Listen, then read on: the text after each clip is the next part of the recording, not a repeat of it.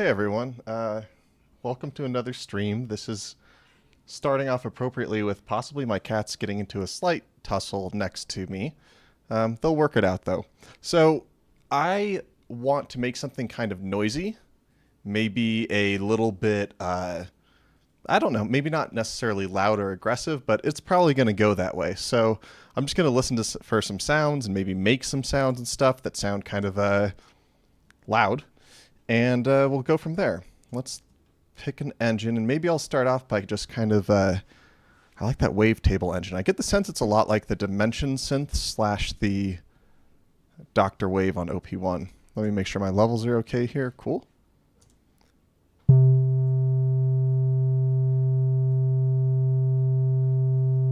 right, let's see what we want to do here. What kind of wave do we want to go with?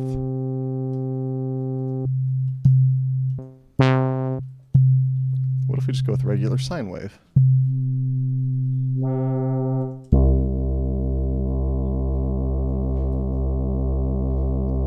And I think I might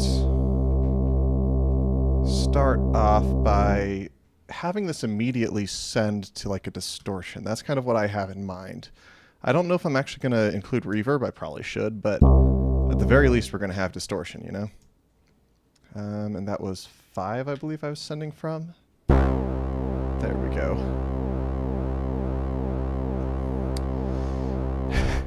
Yeah, honestly, I'm thinking of making a video. I'm glad you got one. It's fun, but yeah, I'm thinking of making a video talking about some of the downsides, because I'm like, man, this is a dense instrument and it's not quite like other TE stuff. So hopefully we'll be able to learn it together.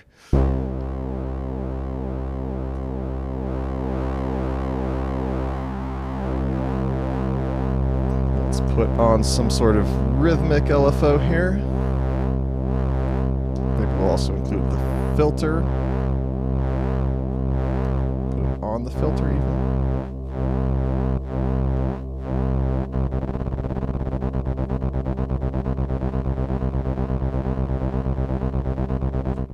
Okay, let's see what happens if we start here. I'm probably going to actually layer this with another voice. So let's just get this started.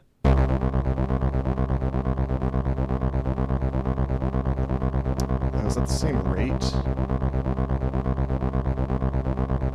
Oh, this is random. So let's actually change this LFO to also, actually to be just tremolo.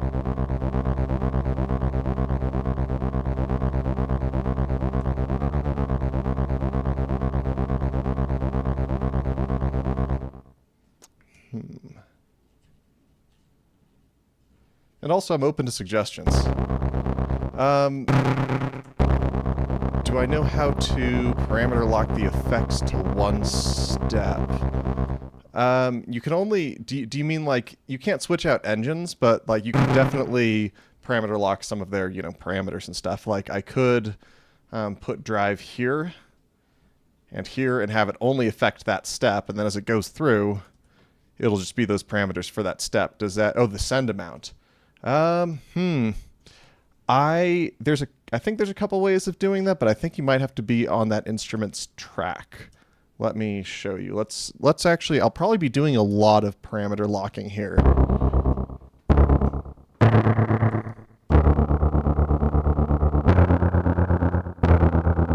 Yeah, whatever, let's just do that. We'll work with it. We'll make it more interesting, maybe.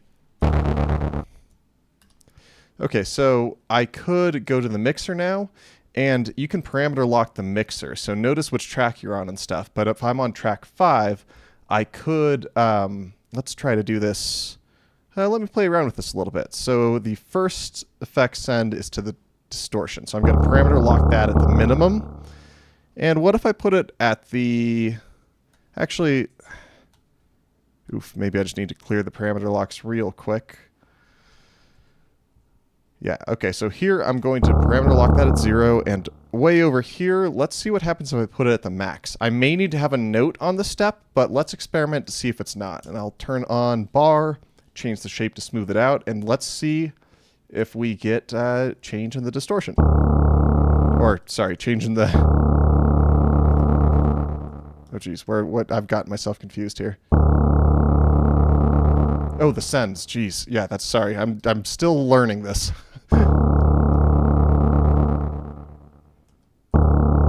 Okay, yeah, so it does look like it's gradually increasing. Oh, I guess we would go to distortion to see that. Oh, weird that it's not actually reflecting it, but you can hear it. And you can see it in the mixer that it's increasing. Huh. Yeah, so you can definitely do that, what you're describing there. So let's just get some of the kicks.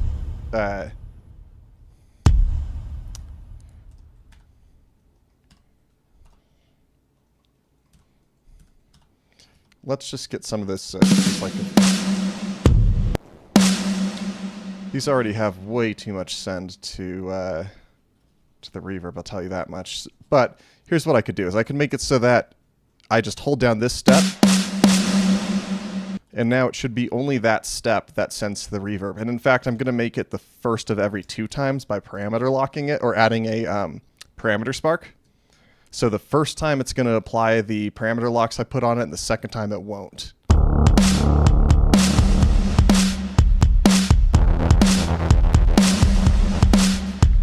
It is not set to glide like that by default, no. So here we've got it to not glide. So what I could do is I could put triggers or parameter locks right around it that have reverb at 0, and you'll see it's only going to go up for that step. And we could take a little, we can't see it, my bad, but...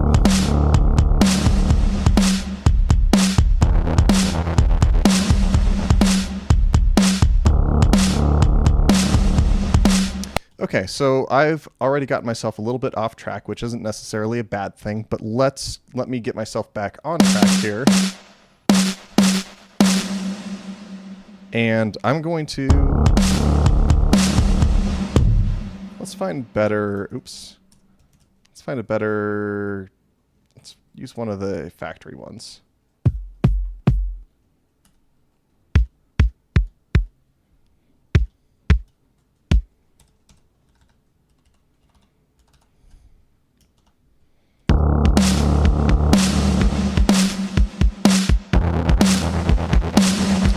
Yeah, so we actually, I think I want the synths to just be kind of drowning things out. And so what I'll do is I will link this to track 6. And on track 6, let's put something similar. But what kind of engine could we use? Maybe not the wavetable, but let's use, or what if we do use the wavetable and then we only slightly offset it? So let's copy it. And what if I paste it here? And then what would I slightly offset it by? I could make it wobble a bit less. I could change the, I could change the position and all that stuff. So let's see what happens now.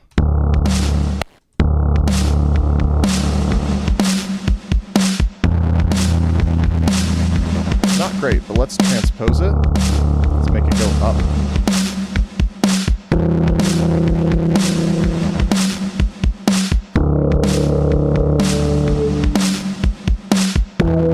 Oh boy, this is not nearly noisy enough. So what I'm actually going to do is let me actually just make the effects more intense here. Let's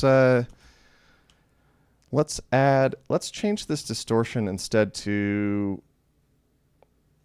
let's do lo-fi, and then maybe here I'll keep it as a reverb, but I'll start to actually send stuff to it.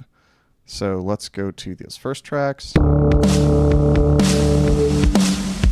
me unlink those tracks here.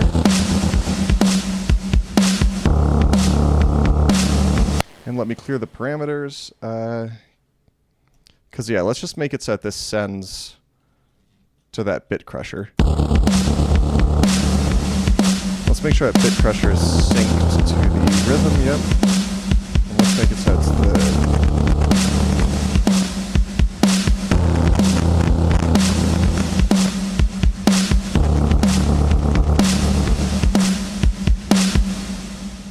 And what if I send a drum to it too?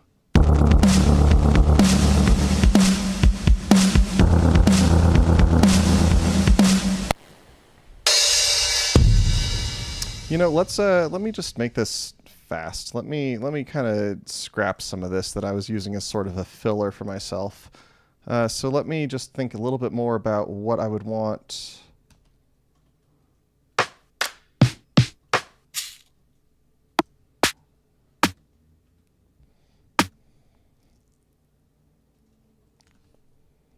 Let's do something like this.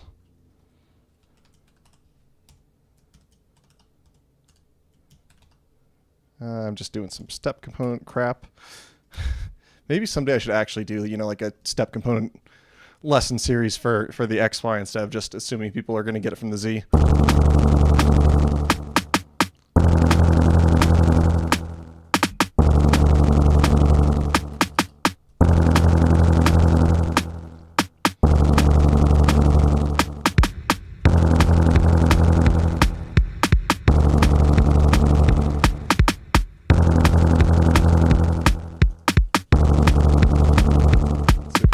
Let's see if we can make this way louder with a filter. Let's make it like painfully resonant like that. But make it depend on the filter. Or the envelope, I mean.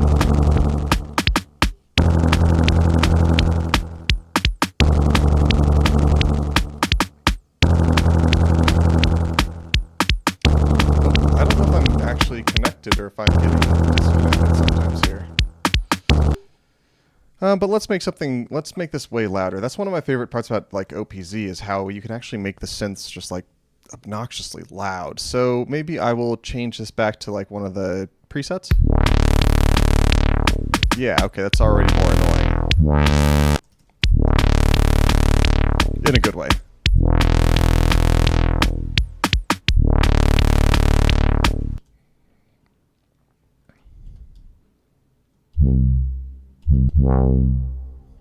Let's change that envelope.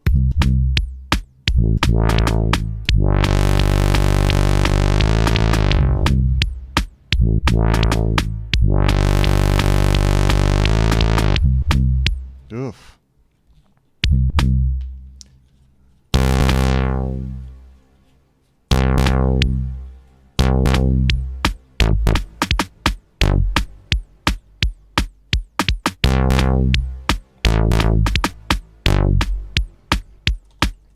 All right, I am going to override all this. I'm going to erase these things. I'm just going to make the drums very loud because that's maybe the better starting point because I keep doing all these weird quiet things and I'm trying to keep myself a little focused and weirdly enough using the stream to hold myself accountable to sticking with kind of a noisy sound. I'm probably only going to go for like a half hour today or something like that, but you know, let me know if you have questions along the way or whatever. And like I said, sorry if it drops out. I think I'm connected, but I'm not totally sure. So let's go back to getting one of those noisy drum kits. I sampled some in earlier today. So I get the sense that I'm actually I'm probably just going to go ahead and copy this and paste it here. So I'm going to paste the same drum kit on 3 spots. But I'm going to be using different hits from each of them. So that way I can use the filter differently.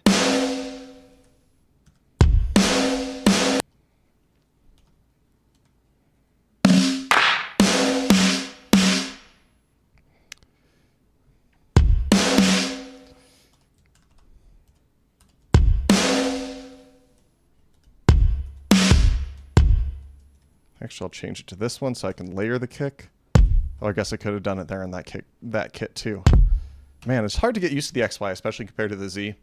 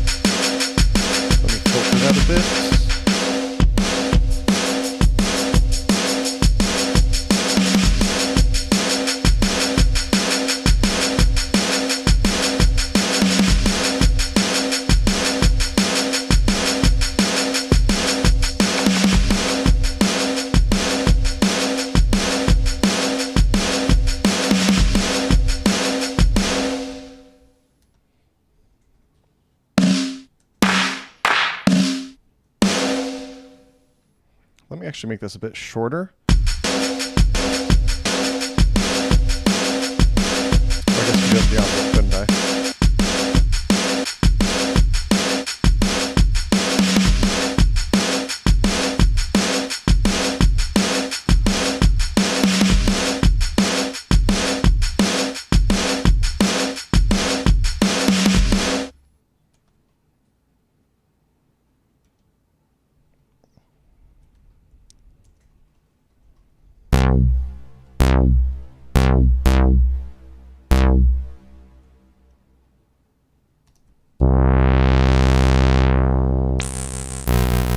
Randomize this.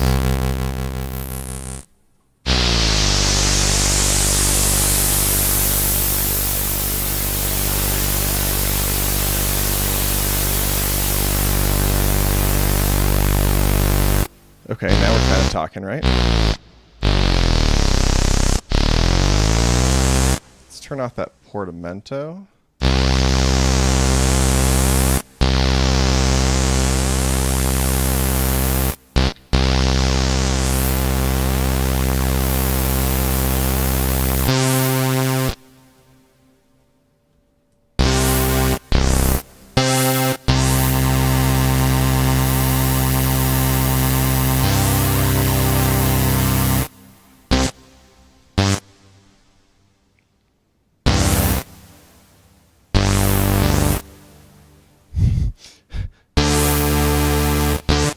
Let's just keep it simple.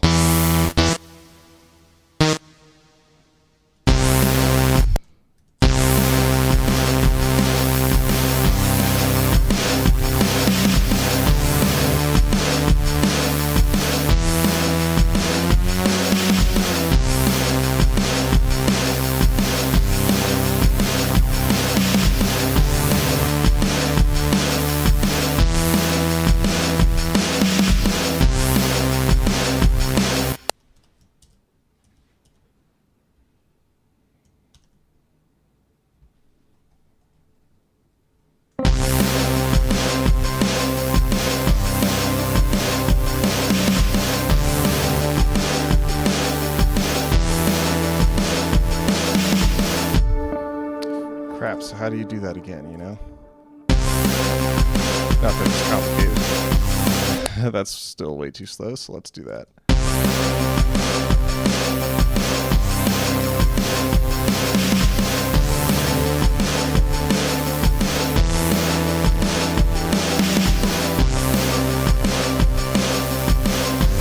How do you see and edit the velocity afterwards? I'm really not sure how you do. I just generally use the velocity step component. I just turn it down for contrast. On the Z, you can just hold a step and hold the pitch bend down if your pitch bend works. Mine never have, but yeah, I don't know that there's a way of looking at each step and looking at its velocity, which is a bit unfortunate. But part of that might also be because I think on the XY, steps can have different. Notes can have different velocity on the same step, maybe? I think. There might be an easy way to test that. You know, I'm not even going to necessarily bother with that now because that's going to send me down a whole nother rabbit hole, but I'll add that to my list.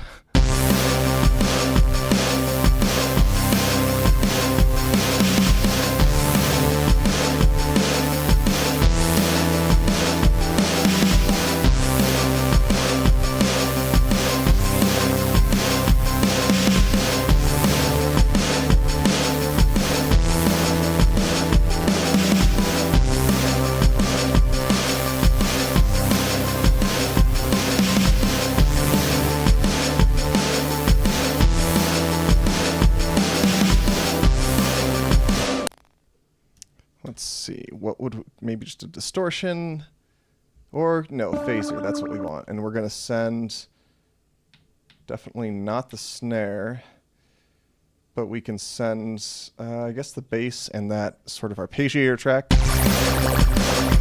it's not gonna be that fast.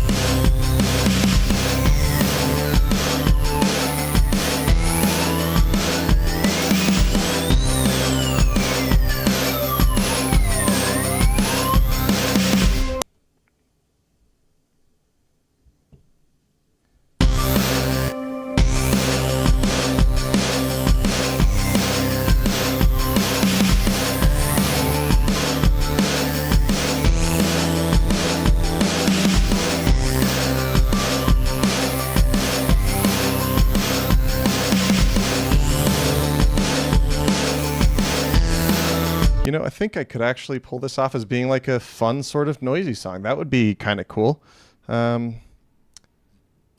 Especially because I might actually be working with somebody on something kind of like that soon. We'll see. That was more mysterious than I meant. I just mean like I'm excited to maybe collaborate with some people near me.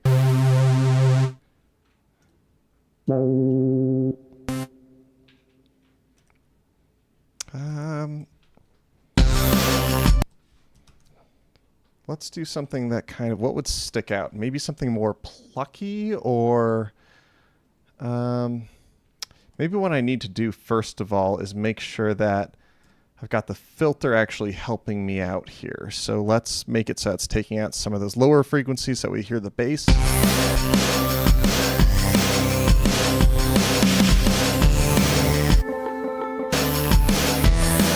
Let's increase it an octave. Now let's change some of these settings.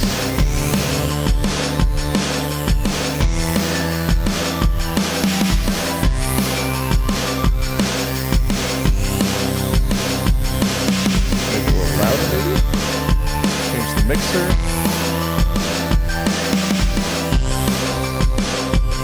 Also, you know what? I'll just put the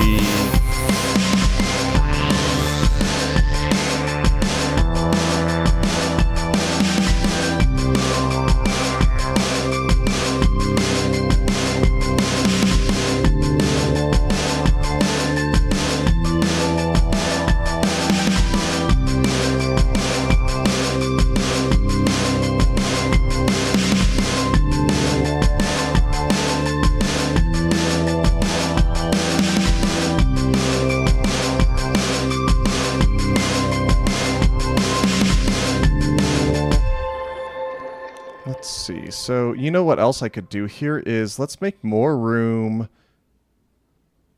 Actually, let's make it so that the kick drum is on top of the, what am I looking for? I want the kick drum to be on top of the bass. So let's go up to the high pass filter. I'm going to start to gradually increase that. Not gradually, I'm going to make a giant jump.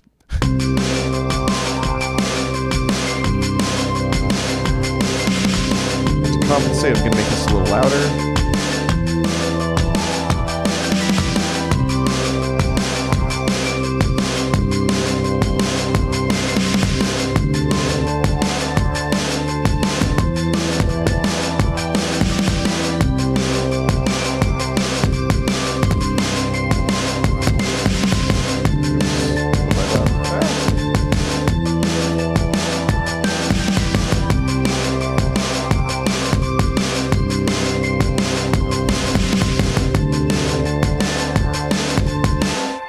Let's add an interesting LFO on this kind of ARP track. So let's instead of having a tremolo, I know it already has the stereo effect on the arpeggiator slightly enabled, but let's just see if we can make that even more intense. I think you can, right? Oh man, I keep forgetting what's accessible from where.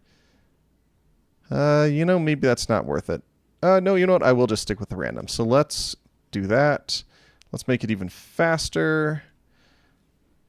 And I want to see if I can send this to... Oh, come on. I want to send this to the panning. Maybe I can't. I don't know. I don't remember where you can send the LFO to the panning, which is unfortunate because that's like my go-to OPZ trick.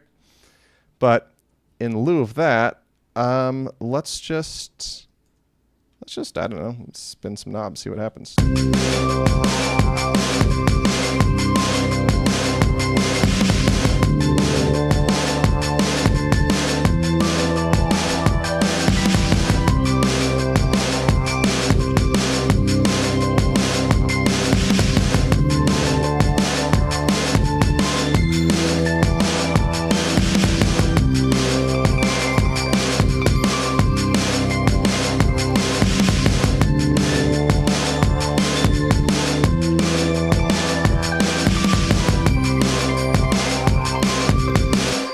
Add a delay somewhere here. So I'm liking this phaser, but I think I want the phaser to be after the delay, but I can't easily copy and paste, can I? Okay, so let's just make this... You know what? Let's make the phaser go into the delay. Why not? So here we go. We got the delay set up. Let's see what we want to send into it. That's not the right track, is it? Nope.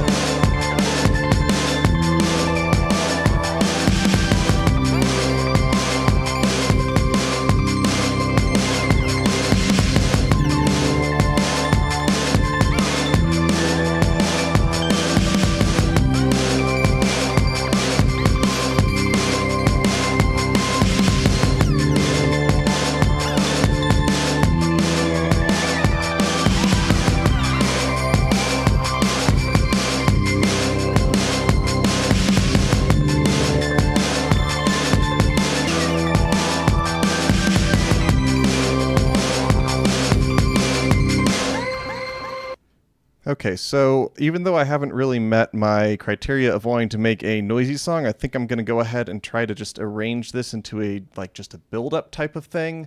I'm also getting a lot of warnings from YouTube that I'm not at a good enough speed to be streaming at. I'm not sure, so I'll just roll with it for now. But let me finish this, kind of quickly arrange it, and we'll see what ends up happening. It's not going to be that great.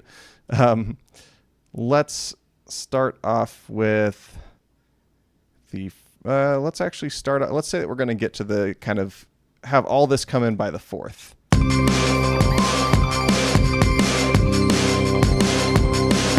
So then I would say on the 3rd, let's make it so that the oh wait, let's first of all copy and paste, but let's make it so that there's an extra snare hit every maybe 8th time. So I guess that'd be when it transitions. And let's take a bit of the filter off. And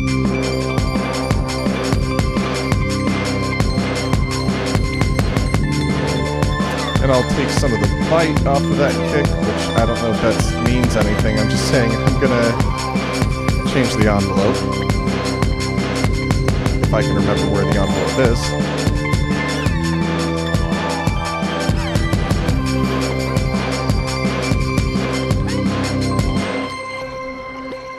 And then I think on this stage, I don't think I quite want that arpeggio in there yet, so I'll just make a new one here. Even though you could also just mute it in the mixer, I think.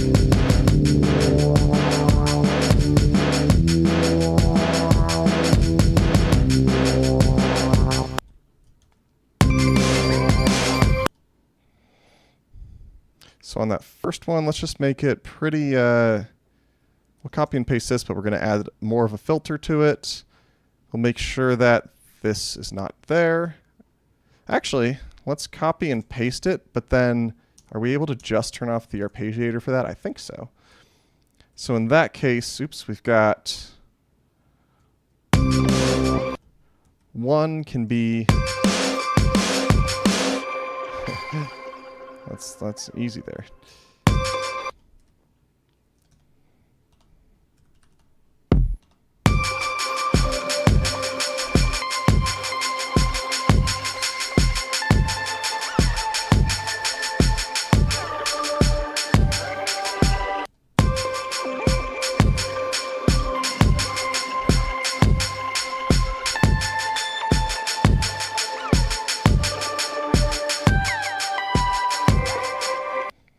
So let's see what the second part will sound like. Oh, oops, I screwed that up. That's all right.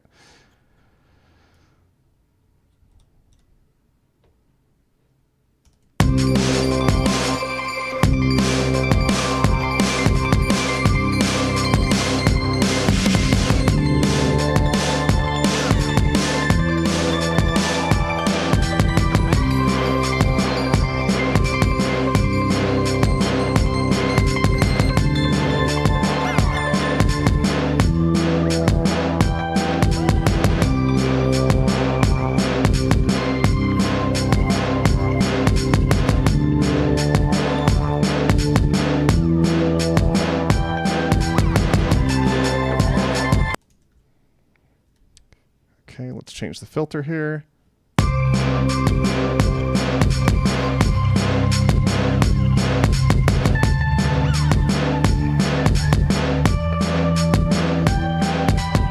this isn't as noisy or chaotic as I'd maybe hoped, but I think we're getting somewhere. So what's that first part sound like?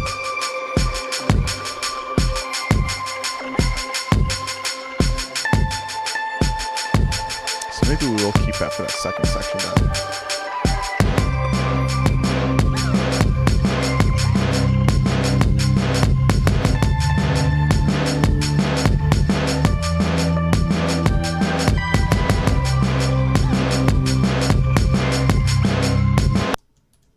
So then we'll have maybe the bass drop out.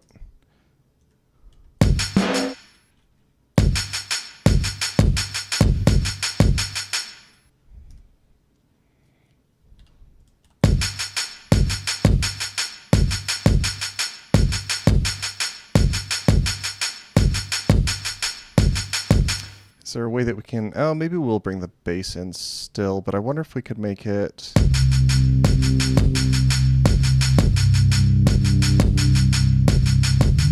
Even though that's like chords and stuff, not really exactly a bass, but that's okay. Then, so what does that fourth one sound like? Let's take that off. And then 5 can be just all that, I guess.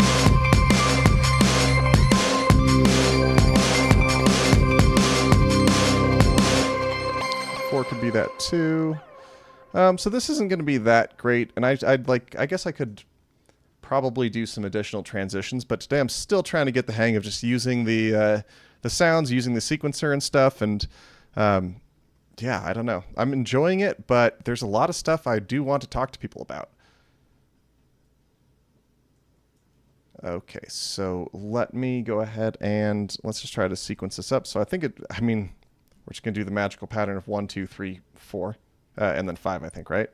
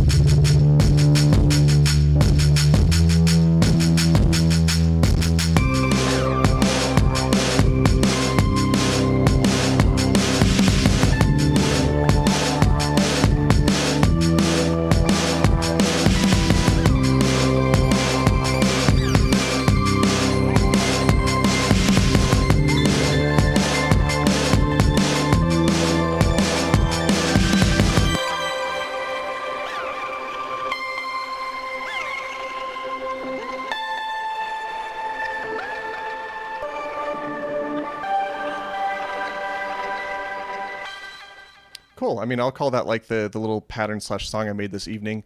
Let me actually answer this question, Javier. So you're asking, how similar do I find OPXY versus OPZ in terms of workflow? So I find it like Z is just lightning fast for making a beat. XY just has way more scope, way more possibilities, way more things you could do, and so it's just slower. But the thing is that it's just very different for teenage engineering. So like I'm used to, I've got one right here. I'm used to my OPZ where I'm able to just kind of immediately see every single step that's on a track, immediately go between the different tracks.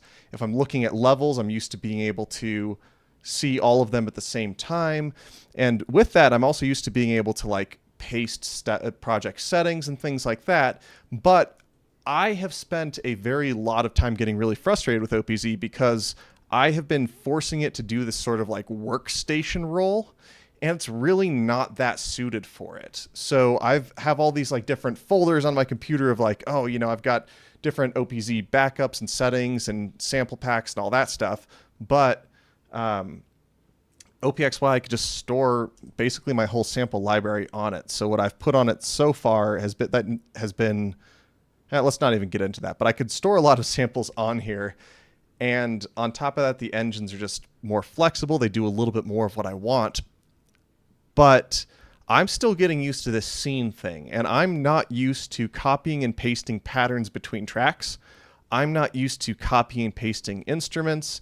I'm really not used to the idea of like, okay, I've got this scene, and it consists of these patterns, but if multiple scenes have the same pattern, a change to that pattern affects all the scenes. I'm still struggling to wrap my head around that.